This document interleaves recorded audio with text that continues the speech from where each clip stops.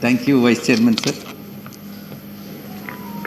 At the outset, I would like to express my highest regards for Honorable Finance Minister, Madam, and I have great respects for Madam.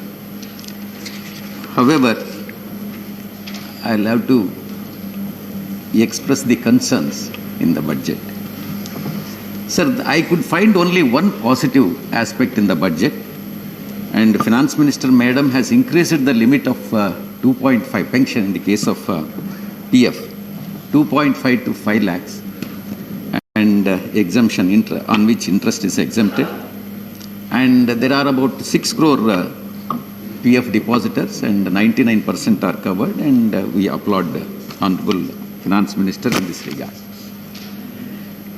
Sir, the Finance Minister, Madam, has very intelligently put it. The senior citizens over 75 years who have income only from pension and interest are exempted.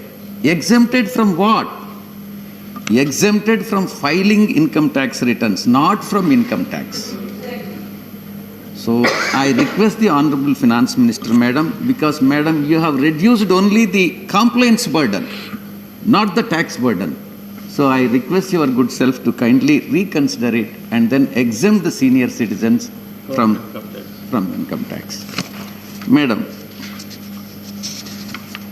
the finance bill proposes to make the income tax appellate tribunal faceless, virtual.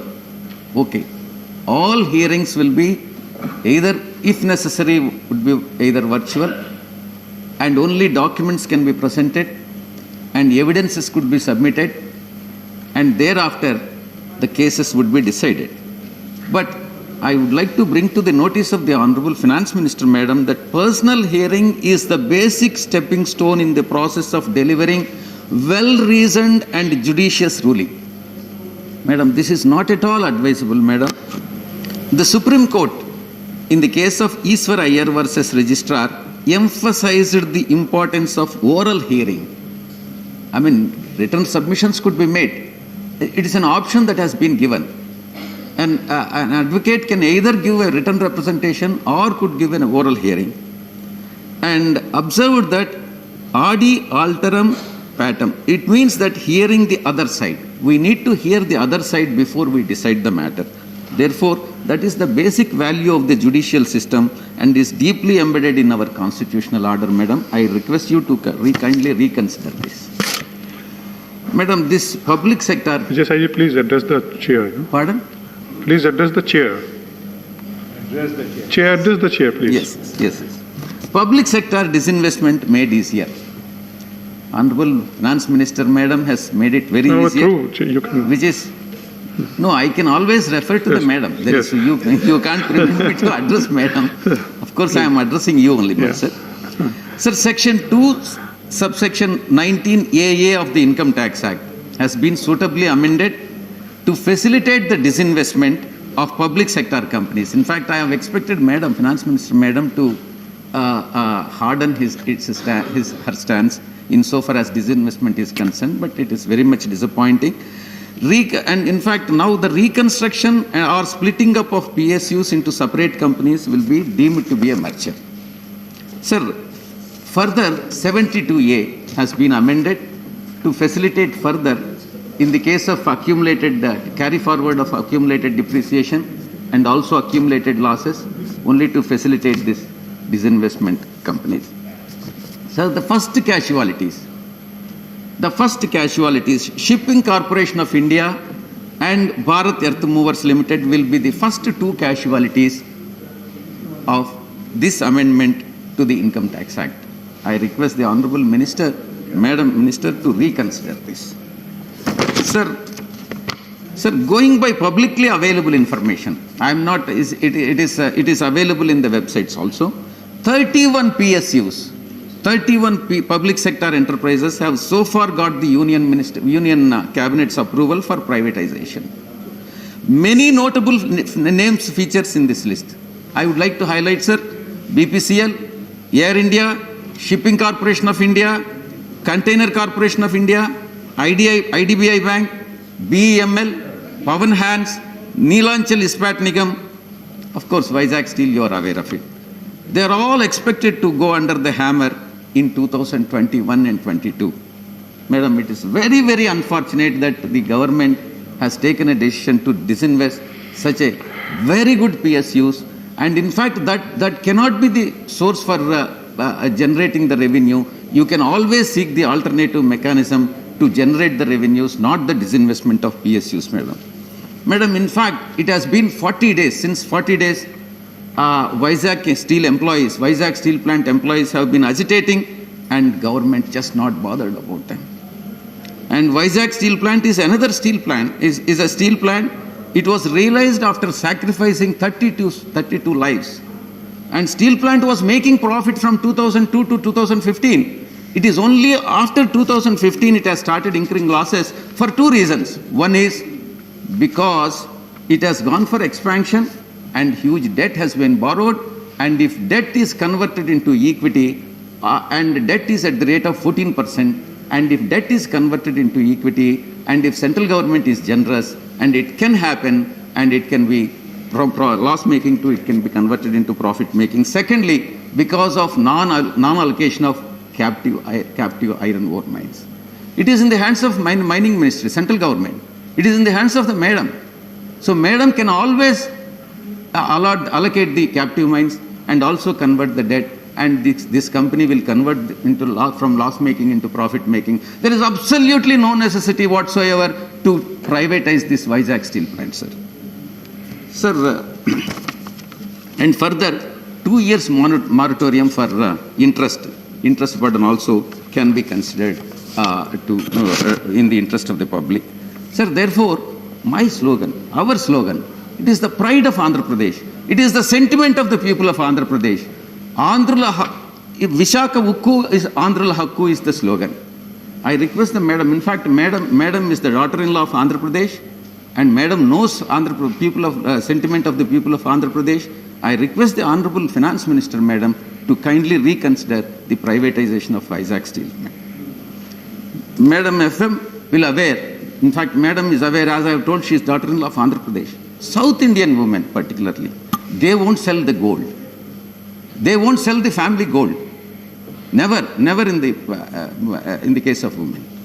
In fact, madam has decided to sell the gold of Andhra Pradesh, that is Navaratna PSU of Visakhapatnam Steel Plant, which is very, very unfortunate. It is the sentiment. So I request the Honorable Madam to reconsider. Sir, the central government has the target of 1.5 lakh crore disinvestment next year. As I have told, as I have pointed out, simply selling it PSUs is not the solution. Rather selling the public sector undertakings formed over years. In fact, when steel plant was formed, probably myself and madam were all studying in the colleges. It is the great effort of many people and that have gone into the PSUs, and because of that, we are inherited to that. So it's an alternative. I urge upon the government to look the alternative resources for revenue generation, such as widening the tax base, etc., not the disinvestment of a public sector undertakings. So the next issue, madam, standard deduction. I request your good self to increase the standard deduction from 50,000 to 1 lakh, which will benefit many of the employees, madam. Sir, interest rates. Interest rates of saving schemes. Madam, PPF rate was cut from 7.9 to 7.1. Senior citizen savings scheme rate was cut from 8.6 to 7.4. National savings certificate also saw a big cut from 7.9 to 6.8%. Sukanya Samriddhi account scheme rate was cut by 7.6 from 7.6 to 8.4. From 8.4 to 7.6. Interest rate of Kisan Vikas Patra was lowered to 6.9%, which extended maturity period by 11 months to 124 months. These saving schemes are the social objectives, madam. They are meant to create the sense of safety and security for the families. I therefore request your Honorable Finance Minister to increase the rates and thereby save the families save the families living below poverty line and middle class, not the rich and pro-rich. Madam, very important issue which you are not aware, you are not present in the House, and I have brought it, I wanted to bring it to your notice, and now I got an opportunity. Madam, yesterday you have given the reply to the finance bill in Lok Sabha and said that GST Council is responsible for GST and not the finance minister. Madam, Tirumala Tirupati Devasthanam in Andhra Pradesh, in fact I have pointed out, BJP claims to be the torchbearer of Hindus and Hindu temples. I expect this favor from Honorable Finance Minister. Tirumala Tirupati Devasthanam, when pre-GST regime, there was absolutely no GST. Now, after GST regime is introduced, Tirumala Tirupati Devasthanam is paying about 120 crore GST and it can claim back only 9 crores and ultimately it is, ultimately the net amount that is being paid is 111 crores. It is charging GST even from the pilgrims who are staying in the cottages. It is not a hotel business. They are all pilgrim services to the God. So therefore, yesterday, Madam, in the floor leader of YSR Congress Party, our floor leader in Lok Sabha, raised this issue of GST with the Honorable Finance Minister, and the reply of the FM was that the Finance Minister of AP is also a member of GST Council.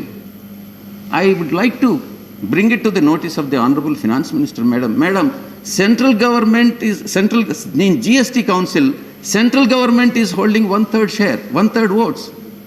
All 28 states put together is having only 2/3 vote. Eventually, it is the central government which is deciding. And most of the states now today are being ruled by BJP, not other parties. And YSR Congress Party can't do anything with single vote. Madam, therefore, I request your good self to kindly consider and grant appropriate relief for Tirumala Tirupati Devasthanam, Madam.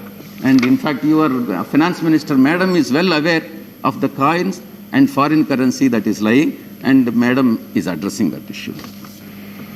Sir, the last point, sir. The share of Andhra Pradesh, well, another 3 minutes. No, 1 minute. Share of Andhra Pradesh in... Pardon, sir? 1 minute. Sir, you have given me 15 minutes. No, I was Share of already Andhra Pradesh in 14 taxes devolved by the center is falling. Sir, 14th Finance Commission, the share of Andhra Pradesh was 4.3. 15th Finance Commission, 4.11. And 15th Finance Commission, 21-26, 4.04.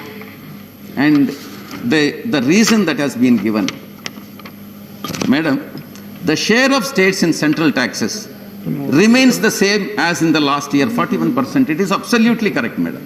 Absolutely correct. The state of Andhra Pradesh is, whereas the share of Andhra Pradesh is continuously declining. 2 more minutes, sir. Population has given the second highest weightage, 15% in the devolution of funds, and therefore punishing the South Indian states which are controlling the population. In fact, it is the South Indian states which are controlling the population.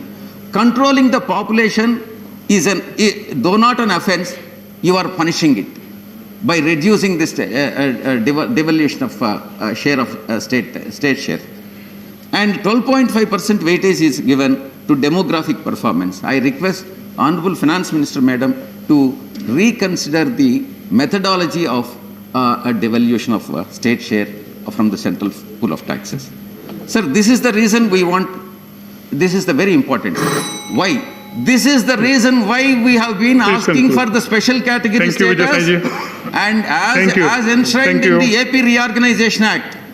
Sir, therefore, I request the Government of India to consider granting special category status for the state of Andhra Pradesh so that the justice can be done, justice is done to this people of Andhra Pradesh. Thank you very much, sir. Thank you, Madam.